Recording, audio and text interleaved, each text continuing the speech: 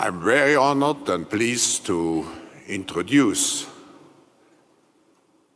the Honorable Joe Biden, the Vice President of the United States. I'm so pleased to see you back here in Davos, because I remember before you assumed your position as Vice President of the United States, you came here as a senator, you came here as the chairman of the Foreign Relations Committee of the Senate. And I have to say, in my memory, you were one of the most engaged and hardest working participants here at the annual meeting. I watched you in the morning up to midnight sometimes, one engagement after the other one. Of course, we welcome you now as the Vice President of the United States, as someone who has shown leadership, as someone who has had a privileged position to observe and to shape our global destiny. So we are very eager to hear from you. And I should maybe add one personal remark. I know, Mr. Vice President, you are sometimes called the leader or the Vice President who represents the middle of society. And just to make reference to the book, which you all have, and also to our discussion, which we had at dinner 2 days ago. The fourth industrial revolution has one big challenge. It is the holding out of the middle class, which is a pillar of our democracies. So without further ado, please give a big hand to the Vice President of the United States, Joe Biden,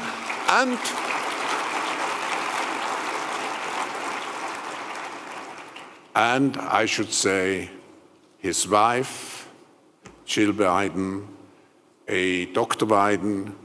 I have great admiration for you, what you are doing to keep education alive, also for those who need it most.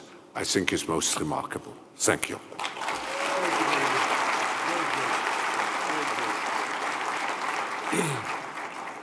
Mr. President, I want to thank you again for your hospitality. When I landed at the airport, you were kind enough to be there and we got a chance to speak. And I want to again publicly thank you for the incredible help your government has been in getting our people out of Iran. And we owe you a debt of gratitude. Thank you. And Christine, before you leave, I may have to borrow some money if you're available. Every time I see Christine, the President of the IMF, every time I see her, she looks at me and says, I know Greece, I know Ukraine. I'm always calling her, but this time for a personal loan. We can talk about it later. But you're doing a fabulous, fabulous, fabulous job. I really mean it. Thank you so much. You've never had more on your plate. The IMF had never had more on its plate than it does right now. And I think you're doing it, presumptuous of me to say, but I think you're doing a fabulous job. And Dr. Schwab, when we had dinner the other night, you and your wife, I asked you whether you ever anticipated 22 years ago, when you started this group, that it would ever grow as large and as consequential as it's become. I have made nine other trips to participate, and I've really resented the hell out of the fact Barack wouldn't let me come until tonight. I'm only joking about that. That's a joke. But I think this is, quite frankly, a more convenient forum than the United Nations to meet with world leaders and business leaders. And it's a great opportunity to get an awful lot done. I've been asked to speak about this year's topic, and Dr. Schwab, I'm flattered you'd asked me to keynote. There's an expression in my old neighborhood back in the United States. This may be above my pay grade. It's not above yours, though. You've written extensively on the topic that you've asked me to speak to, mastering the fourth industrial revolution. This fora defines that as change fueled by a digital revolution.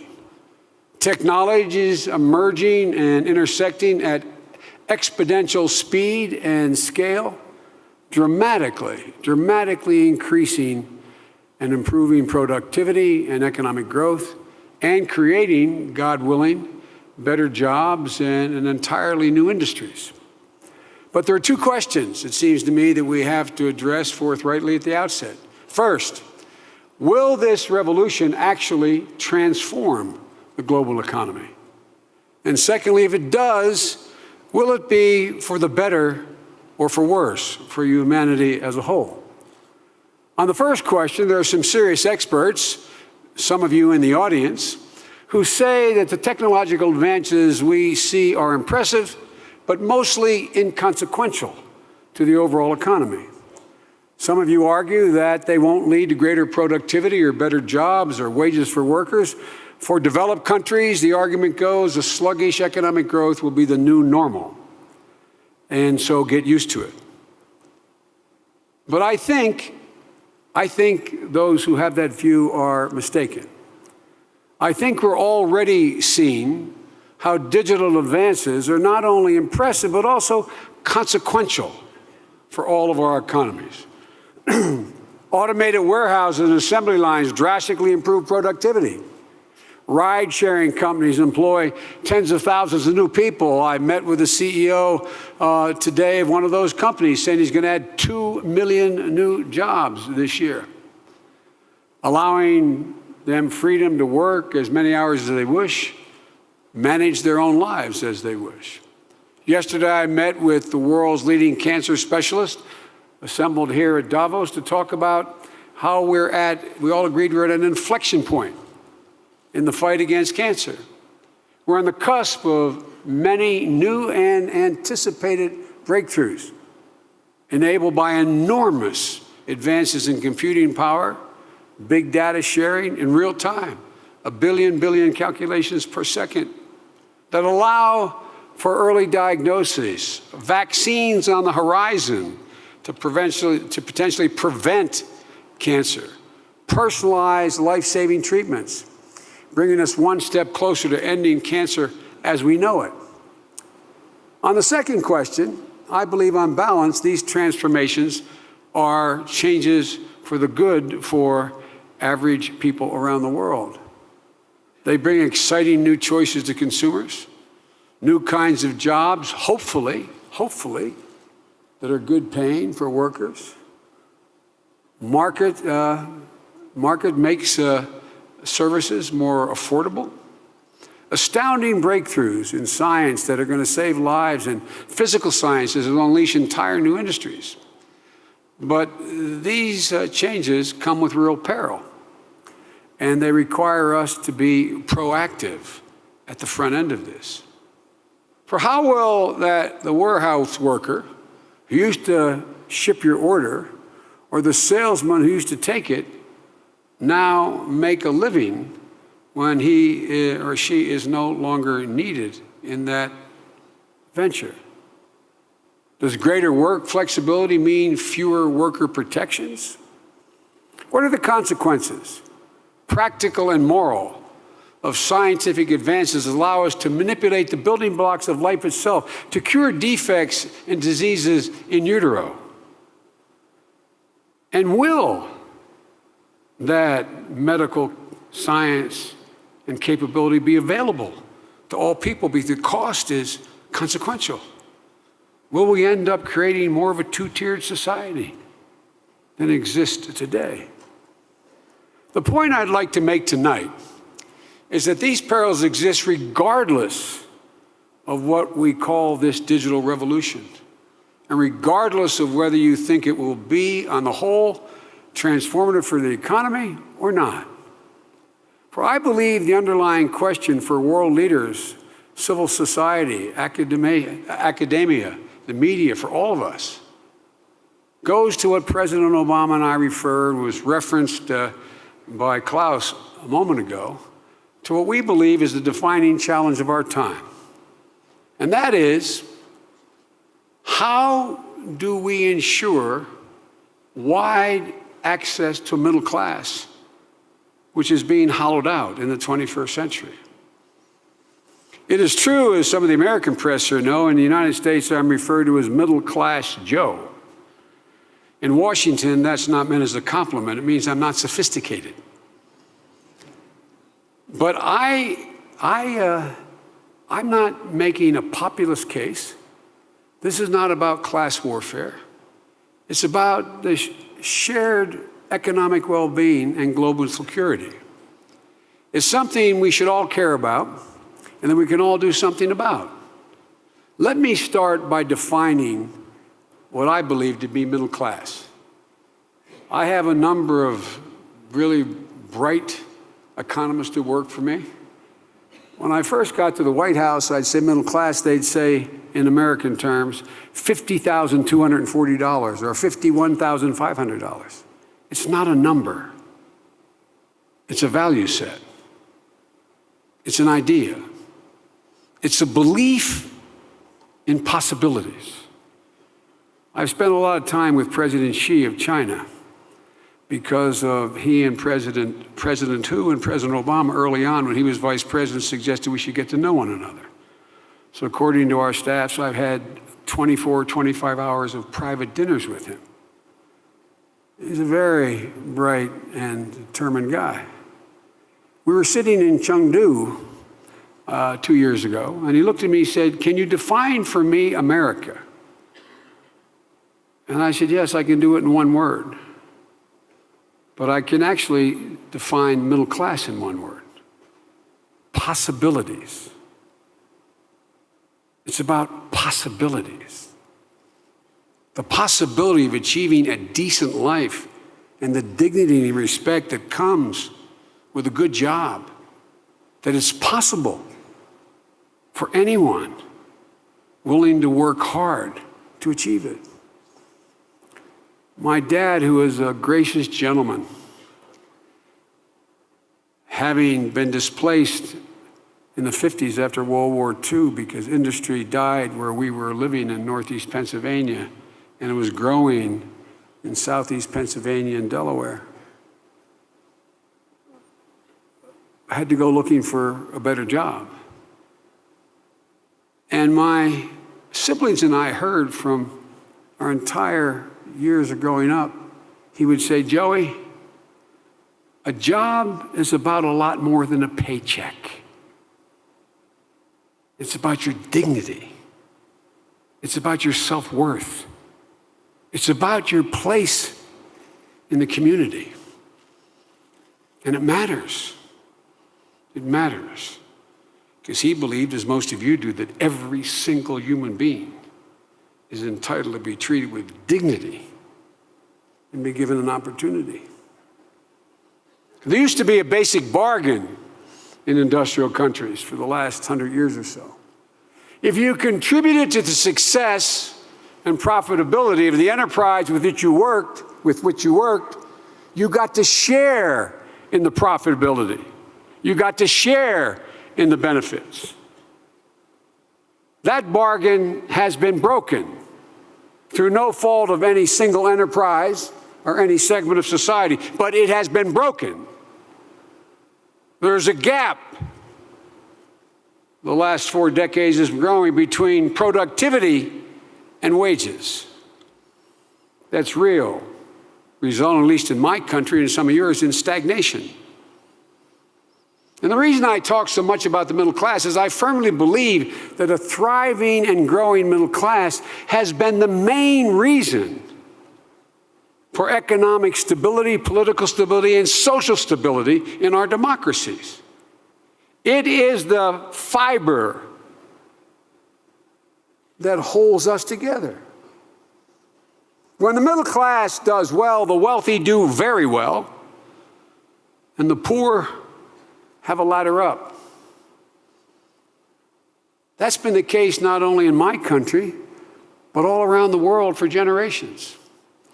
And in those societies where there has been no worker protections, no access to education, no rule of law to confront corruption, no courts of law to adjudicate contract disputes, it has been very difficult to generate a thriving middle class, and therefore they have not generated thriving economies.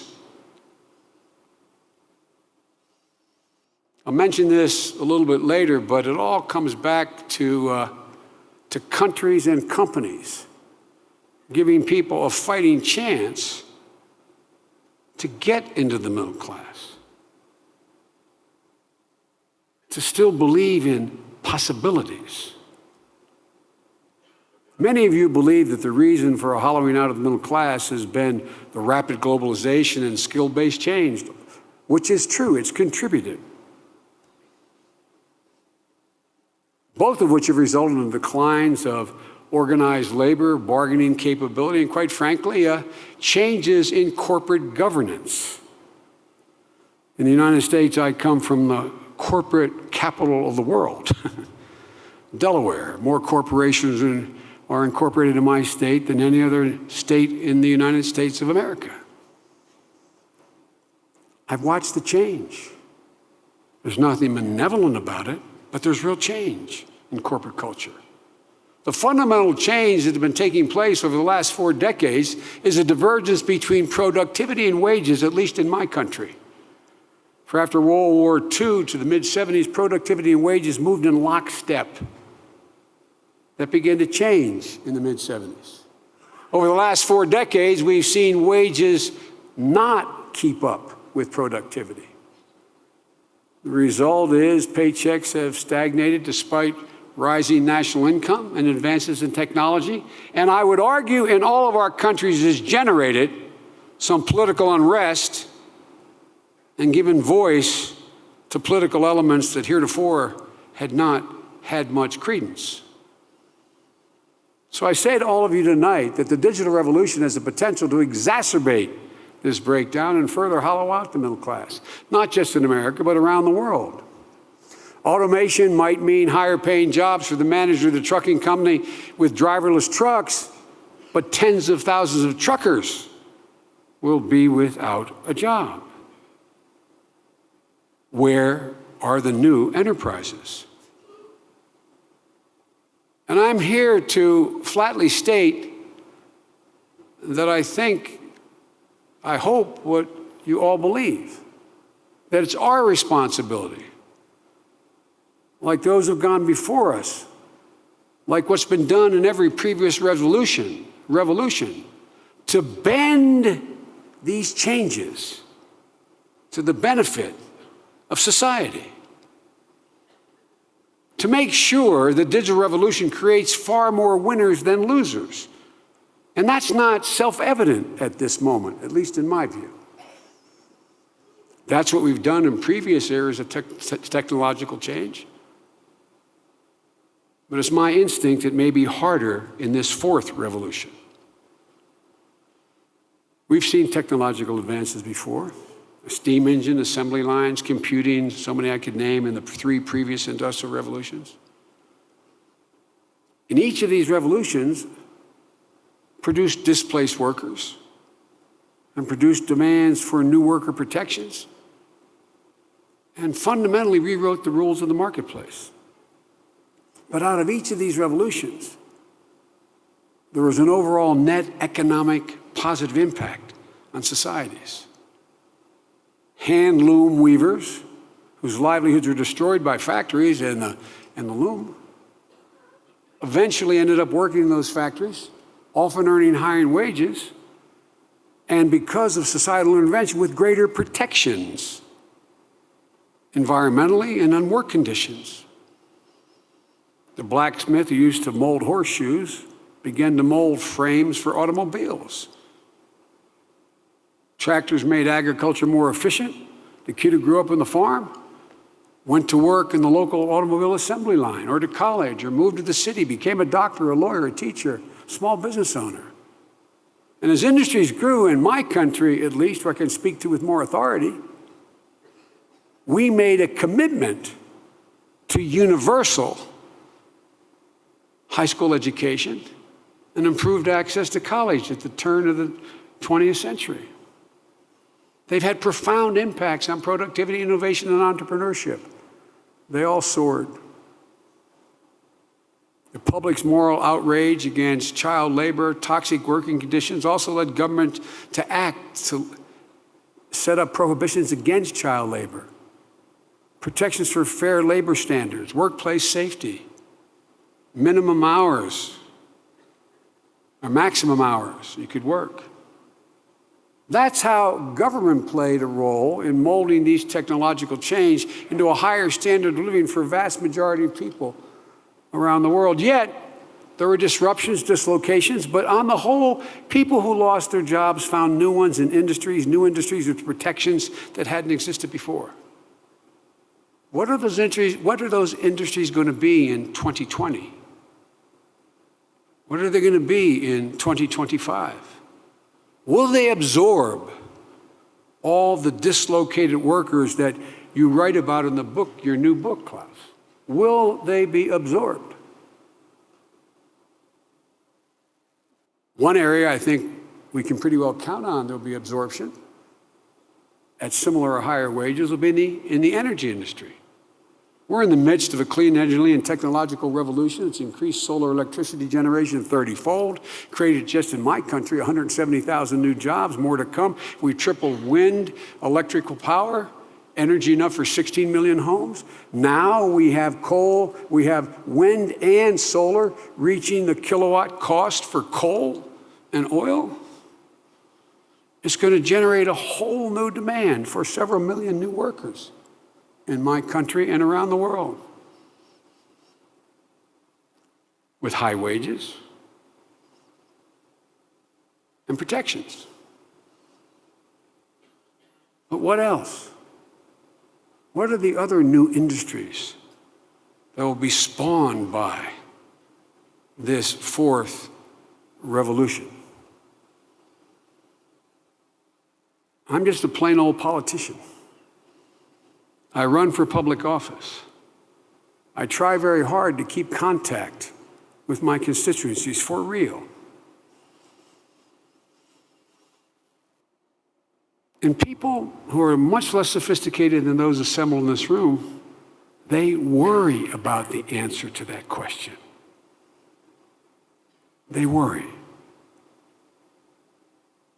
It's true, all of us in this room are probably going to be fine. But while we'll be fine, we need an environment in the wake of this revolution where everyone has a chance to be part of the mix.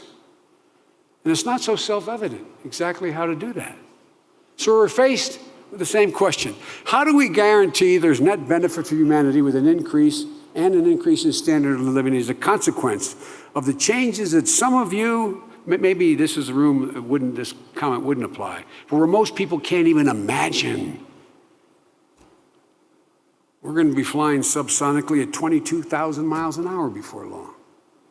We're going to be seeing breakthroughs that were absolutely, totally, thoroughly unimaginable a year ago. My guess is that this revolution is going to require governments to refocus on core obligations and international corporations to take a hard look at their corporate culture, with the recognition that their obligation goes beyond their shareholders, to workers and to communities, like it used to. In my country, there's been an emergence about 8 years ago of a phrase, job creators. The job creators today are thought, many in my country, as the stockholders. What about the woman on the assembly line making the product? What about the salesperson who sells the automobile or the refrigerator or the product made? What about all those people in the chain? They used to be job creators and viewed that way. There used to be, Mr. President, a sense of obligation to communities. It's not that corporate America or international corporations are bad. They're not. Things have changed. Short-termism is the order of the day. As I said, I know, like many of you assembled here, a significant number of presidents of the Fortune 500 companies. I remember standing on a platform, taking the train from my home constituency in Wilmington, Delaware in 2008, and the chairman of the board of one of the major corporations in America on the platform going to New York. The same moment, the trains go within 2 minutes of one another. And I know this gentleman. I don't want to embarrass him because I haven't gotten permission to use his name. But I said, "How are you, John?" And he said, "Fine." I said, "Where are you going?" He said, "I'm going to New York. I'm going to meet with some sniveling little guy on Wall Street who's going to tell me that I have to increase profitability in the next quarter or I will be downgraded. So it's going to require me to make," and he then started naming short-term decisions that were not in the interest of the long-term interest of his company. Now, a lot of you corporate leaders don't like me saying that, but you know it's true. It's not the sole problem. It may not even be the major problem. I'm going to be somewhat presumptuous. And I think there are at least 5 guideposts, 5 things we should be preparing to do now. Follow through on to take control of this revolution. There are many more than I'm going to name, I expect, and some of you may have better ideas. But in order to expand middle-class opportunities for workers, I think it's going to require governments, corporations, and civil society to make some of these changes. First, there is a need worldwide for an increase in access to affordable education and job training. It is more needed today than ever in our history. Cognitive capability, as opposed to brawn, is the means by which you can climb that ladder into the middle class. When I say education, I'm talking about education that is early, lifelong, affordable, and accessible. Today's economy, there's going to be a constant requirement for workers to retool, retrain, even for the very jobs they possess.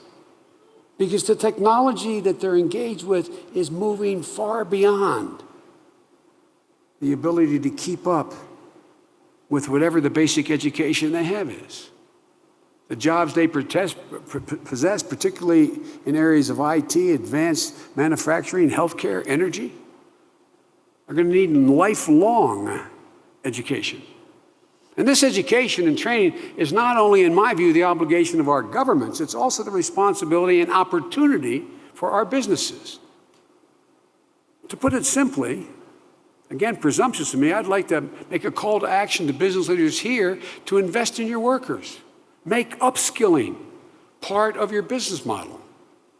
That means both the public and private sector, supporting apprenticeships. You do that so much better in Europe than we do in the United States.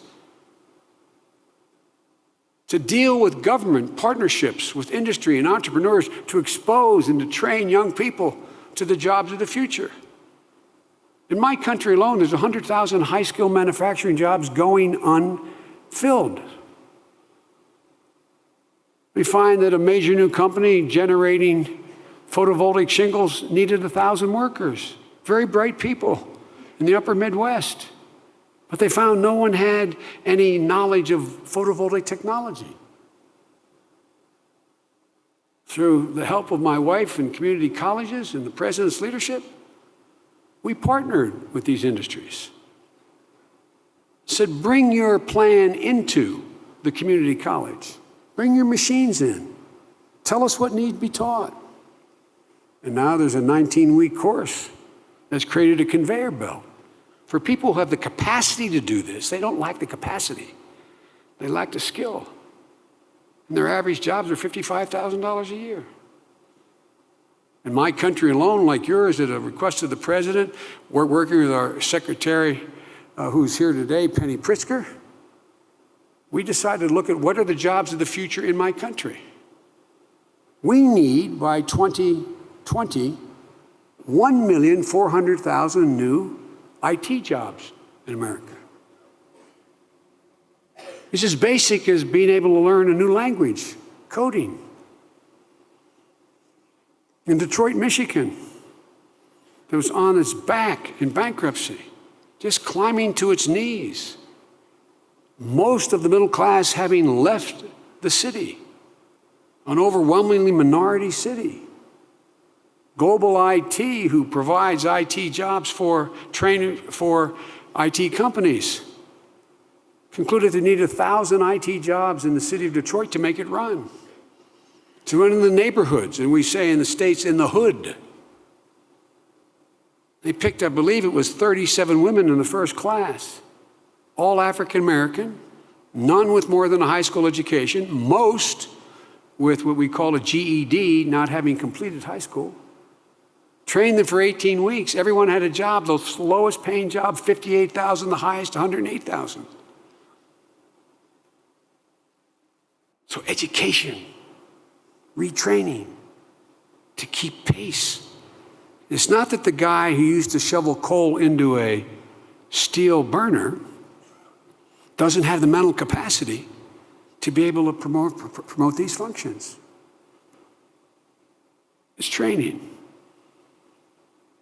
And you know, and you're better than we know, the value of apprenticeships. Secondly, we need to continue to ensure basic protection for workers as these changes take place. I mean, a living wage, payment of overtime, childcare, sick leave, the right to unionize, to collectively bargain. Governments have, in my view, an obligation to strengthen these core protections, but so do companies. I don't have to tell anyone in this room that over the last few decades, there's been a real change in the culture. A lot of you have written and spoken about short-termism that undermine the long-term growth of company and stifle workers. Another change in the corporate culture that's happened over the last 2 decades, for example, a study published in the Harvard Business Journal about 8 months ago by a distinguished professor, pointed out in the last decade, 449 companies in the S&P 500 over a 10-year period from 2003 to 2012 made $2.4 trillion in profit. That's good, obviously. But it was different than what happened 20 years ago. The difference is the way they invested that profit. 54% of you bought back your own stock. 37% of that profit went to shareholders, the job creators, leaving 9% for research, development, cash reserves, raises and training for employees. It worked because money was cheap to be borrowed, essentially zero interest rates. But it hasn't grown much. As a consequence, it added to the problem of stagnant wages, reduced productivity for workers, and less investment in the future. Again, I'm not being romantic about the good old days. But just when President Reagan was president, we didn't allow companies to buy back all that stock under our Securities and Exchange Commission rules.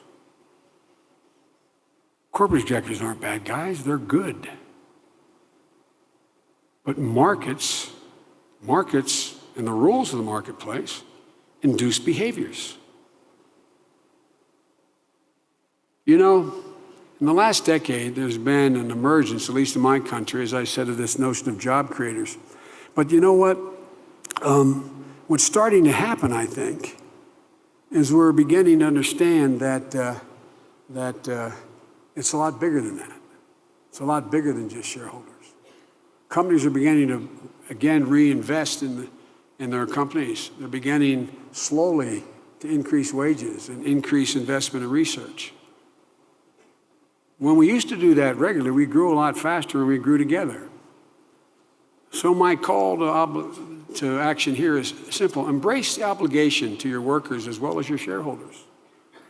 It's good for workers, it's good for your business, it's good for your productivity, and it's good for society. And there's nothing about it that doesn't recognize and support and reinforce the capital markets. Thirdly, we have to modernize our infrastructure. In the United States, the reason for the exponential growth in the 1800s and early 1900s was the massive investment we made in technology. From the Transcontinental Railroad, the Erie Canal, 1,000 things we did. And the government, as a consequence, with its infrastructure, opened up vast opportunities. As you know better than I, companies locate where they can get their raw materials the quickest to the factory floor and their product quickest to market in the cheapest way. World-class infrastructure attracts businesses and workers. These investments create a virtuous cycle. Decent, good-paying middle-class jobs, generating new jobs. Yet in far too many of our countries, we've not invested enough in infrastructure. Let me be parochial for a moment and speak to my country. For 90% of Americans, 1 out of every $7 they spend in their income goes to transportation costs. Yet our economy loses $120 billion a year in fuel costs to lost productivity due to traffic jams, amounting to $118 per U.S. consumer. The American Society of Engineers estimates that there's a need to invest $3.6 trillion by 2020, which we're not going to do, to modernize and upgrade our infrastructure. Some of you who travel to my country may remember I got in a lot of trouble when I said on a program, I have a problem. No one ever doubts I say what I mean. The problem is I sometimes say all that I mean, as I said. And I was talking about LaGuardia Airport, one of the great cities in the world. And I said, if I took you blindfolded in the middle of the night to the airport in Beijing and the airport in New York, blindfolded you, and then took the blindfold off and let you look around and said, where are you, in a developing country or a developed country? Not a joke.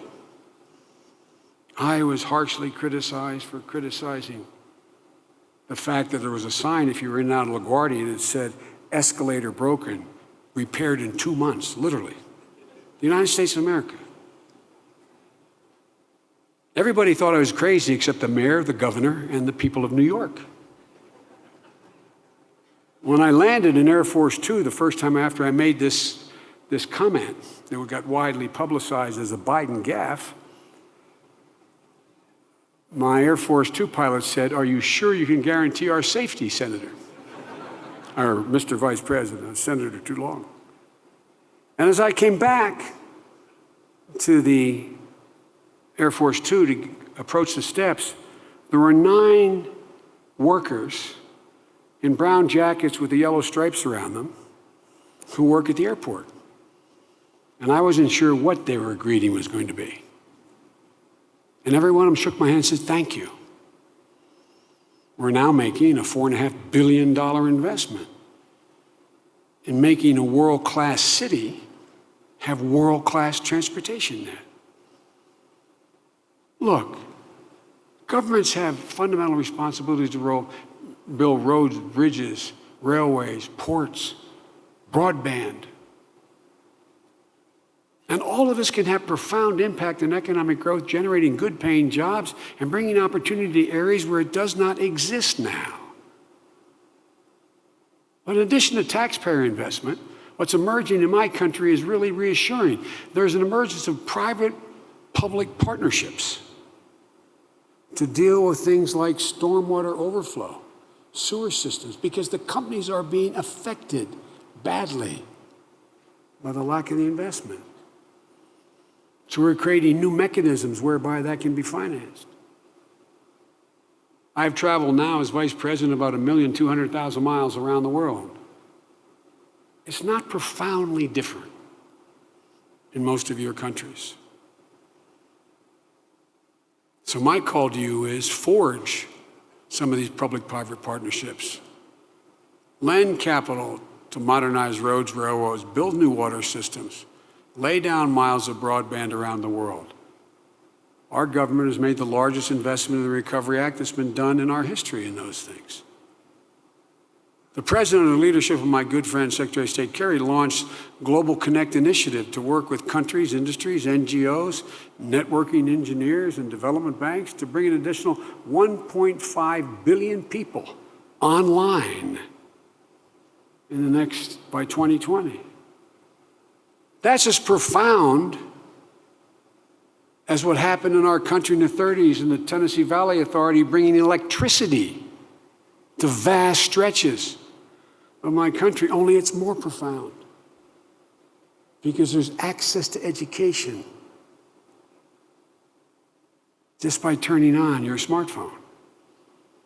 Think about the immense opportunities this provides for people to get an education, to sell their products in new markets, to build a better life, to connect with the world around them.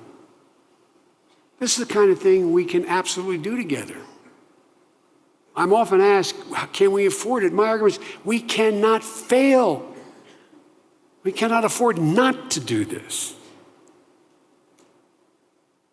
The fourth point I'd make, and it's going to make some of you not happy with me, if you're not already, is we need, not only in my country, but in other countries, a more progressive tax code. Not confiscatory policy, not socialism,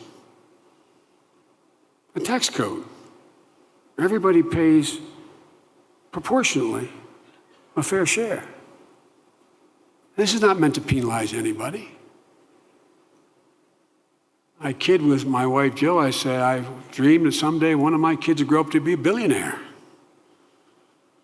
Instead, one became the Attorney General, the other is in the refugee camps outside of Amman, working for World Food Program, and the other one is a social worker. I should have had one enterprising young Republican who made a lot of money, so when they put me in a home, I'd at least have a window with a view, you know? But all kidding aside, in my country, when we talk about this, you hear this about wealth envy. There is no wealth envy. But the President and I have worked to make sure that everyone pays their fair share so that we can invest in the things that will grow the economy that benefit everyone.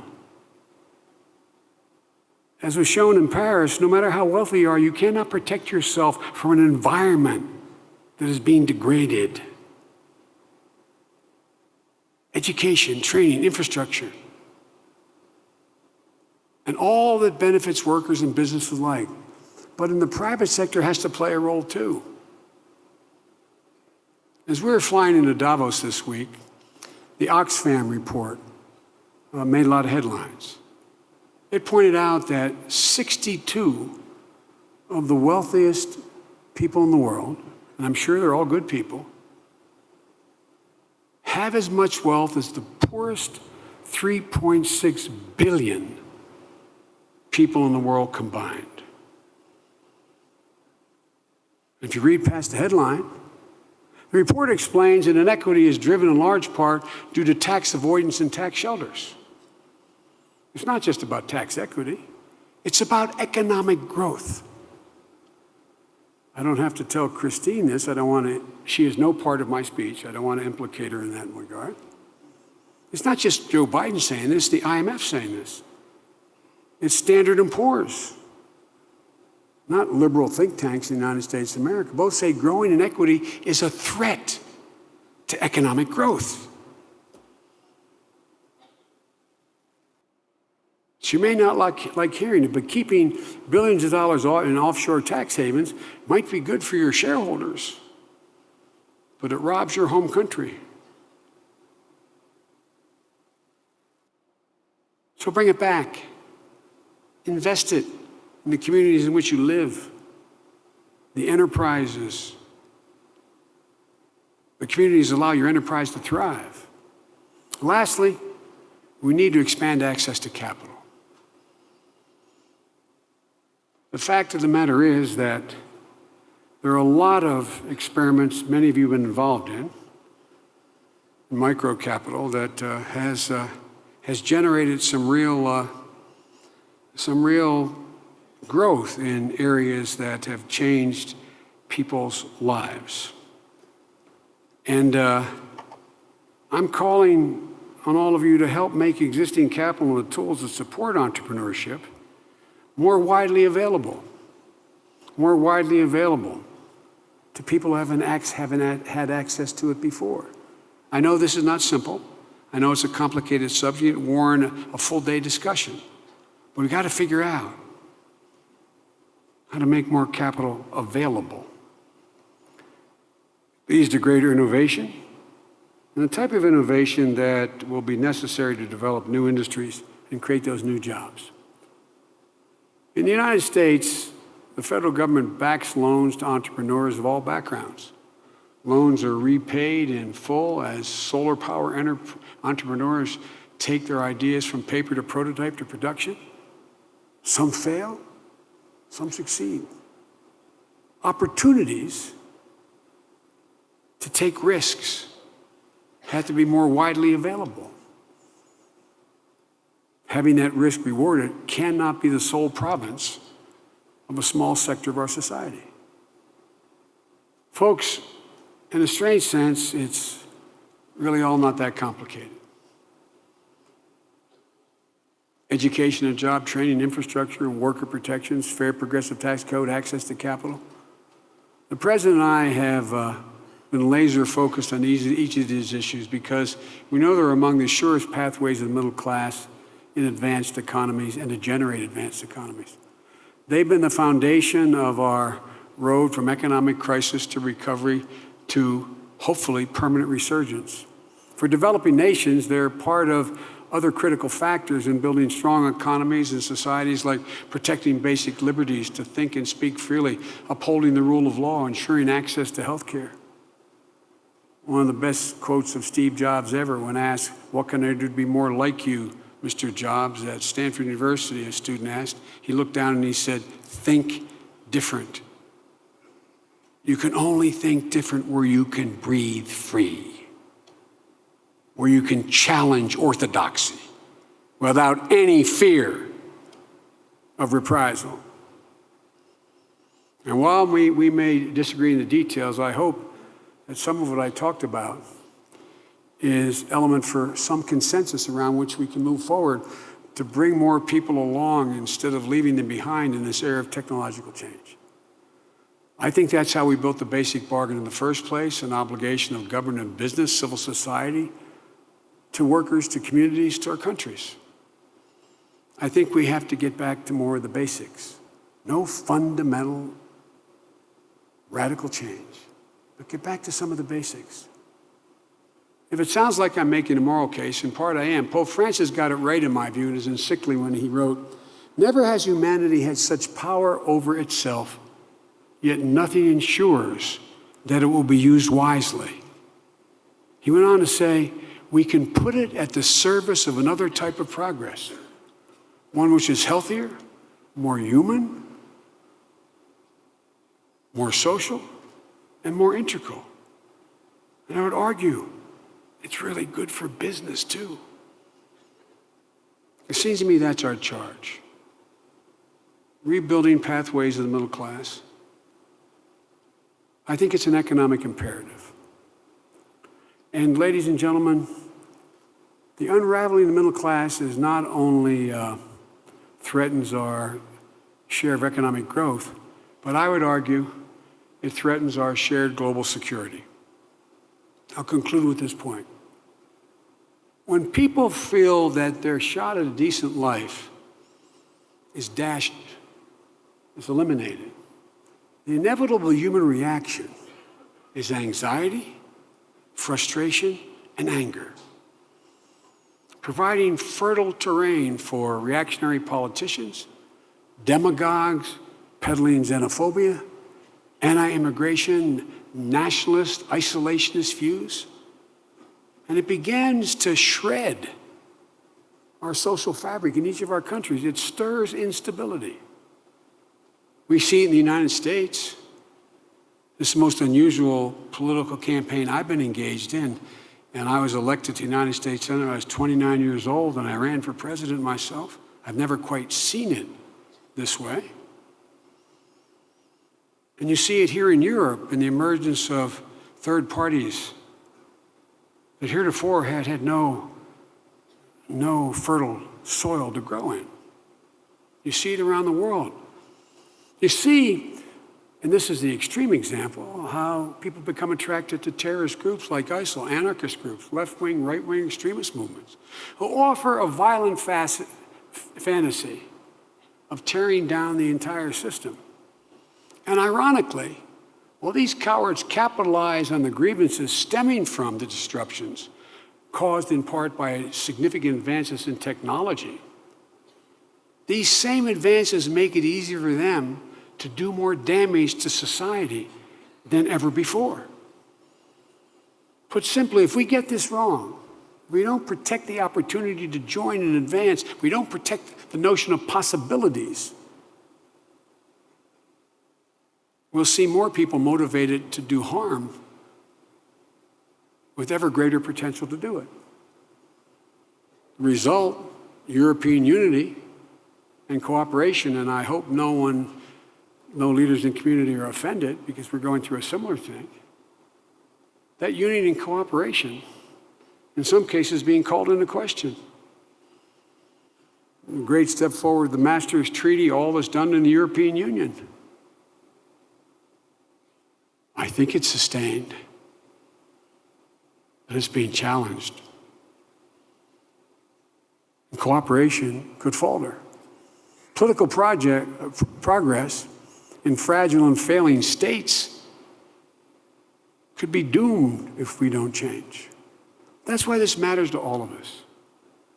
If we say we care about humanity, then we have to care about real people. My dad used to kid, I'm allegedly in American parlance a liberal. He said, Joe, liberals love humanity and don't like individuals. He said, conservatives like individuals and aren't crazy about humanity. I'm not sure he's right, but it gets down to real people, real hopes, real dreams, real anxieties. And a polarized, fractured economy is not inevitable. Neither is an economy that grows from the bottom up or the middle class out inevitable. It's a choice. It's a practical choice. Just like we did last month in Paris, where 200 countries pledged a unified fight against climate change. Countries where businesses and civil society stepped up to forge a political and public consensus that something had to be done. We can argue more had to be done. But if I had said to you 5 years ago at this forum that was likely to happen, I think there would have been a lot of skeptics, including me. Earlier today, I met with the CEOs from some of the world's top companies that are leading the way for protecting the rights of their LGBT workers, no matter where they are in the world. It puts countries on notice to step up if you want their businesses and millions of dollars in economic benefits. Ladies and gentlemen, all of us in this room, leaders in government, industry, civil society, academia, can forge the same kind of consensus when it comes to rebuilding pathways to the middle class. For in this changing world, it'll be up to us to translate unprecedented capabilities into greater measures of happiness and meaning, opportunity and freedom, not just for ourselves, but for everyone. That's how we keep alive the sense of possibilities. Because if we ever lose that, we've lost something really, really special. The soul of our common humanity that no machine can replace. I know we won't let it happen. I've been doing this work for a long time. I've met Mr. President, almost every world leader in the last 40 years, not because I'm important, just because of the nature of my job in our government. And I can honestly tell you, I've never been more optimistic about the future of the world than I am today. Because more is potentially within our power than ever before to make positive changes. Never before we have had so much power in our hands to do better. And never before have I felt more strongly that we can. And just being here 2 days, meeting with many of you, has reinforced my sense of optimism. It's not going to be easy, but it's possible. And we're all about the possible. We're all about possibilities. Thank you all for indulging me. I appreciate it very much.